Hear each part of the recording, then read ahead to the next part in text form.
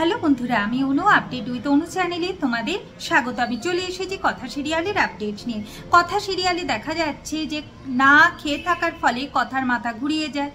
এরপর এভি কথারকে একটা আপেল এনে দেয় আর খেতে বলে, কিন্তু এভি না খেলে কথা কি করে খায়? তাই আগে এভি খায়, তারপর কথা খায়। দিয়ে দুজনে মিলে আসল মুকুট নিয়ে বাড়ি ফিরছে। শশীভূষণ গুহ এবং রেণুকা গুহ কথাকে দেখে খুব আনন্দ পায়, সাথে মা আনন্দীর আসল মুকুটটাকে দেখে তো আরোই আনন্দ পায়। এরপর শশীভূষণ গুহ এভিকে বলে, তুমি এতদিনে একটা যোগ্য ছেলের কাজ করলে। এখন এভি রেগে বলে যে হ্যাঁ, আপনি তো এটাই চান যে প্রিয় বৌমা বিপদে পড়বে, আমি এসে তাকে বাঁচাবো। আর খুব তো বলেন আমি পাচকগিরি কাজ করি, কিন্তু এই মানুষটাকে বিপদে পড়লে দরকার এটা বুঝতে পেরেছেন তো? আর এইটা ভাবছেন না যে আমার কতটা কাজের ক্ষতি হচ্ছে। যাই হোক, এভি তো রেগে ঘরে চলে যায়। শশীভূষণ গুহ ভাবতে থাকে সত্যি স্ত্রীর দায়িত্ব তো নিতে চায় না, স্ত্রীর হয়ে একটু কাজ করেছে তাতে আবার এত কথা শোনাচ্ছে। তিমির বলে আজকে আর কোনো ঝগড়াঝাটি নয়, আজকে আজ হলো আনন্দের দিন। আর তাছাড়া মায়ের অভিষেকও তো পুরোটা পূরণ হয়নি, আজকে কথা মায়ের অভিষেক পুরোটা পূরণ করবে। কিন্তু সাথে যদি এভি থাকে তাহলে কত ভালোই হয় না, কারণ এভির জন্য মুকুটটা ফিরে পাওয়া গেছে। এখন কথা ভাবে এইটাই সুযোগ, যে এই সুযোগে নবীন আর প্রবীণকে এক করতে হবে। আমি পাচক মশাইয়ের কাছে যাই আর পাচক মশাইয়ের সাথে কথাটা বলে ফেলি।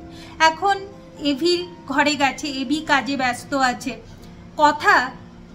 কথা বলতে গেলে এভি রেগে যাচ্ছে, তাকে পড়াশোনা করতে বলে, কিন্তু কথাকে তো বলতেই হবে।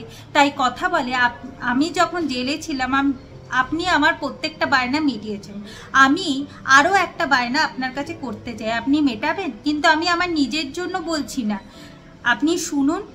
এভির কাছে তো বকা খাচ্ছেই। এরপর কথা বলেই ফেলে, মা আনন্দীর অভিষেক আজ হবে, তাই বাড়ির বড় গুরুজনেরা চান যে আপনি আর আমি মিলে একসাথে মা আনন্দীর আরতিটা করি। আপনি কি এই ইচ্ছাটুকুও রাখতে পারবেন না? এবি স্পষ্ট না বলে দেয়, বলে আমার কি ইচ্ছা না ইচ্ছা, আমি কি করব না করব সেটা আমার ব্যাপার, তুই বলে দেওয়ার কেউ নয়। আর তাছাড়া আমি যাব না, না তো না।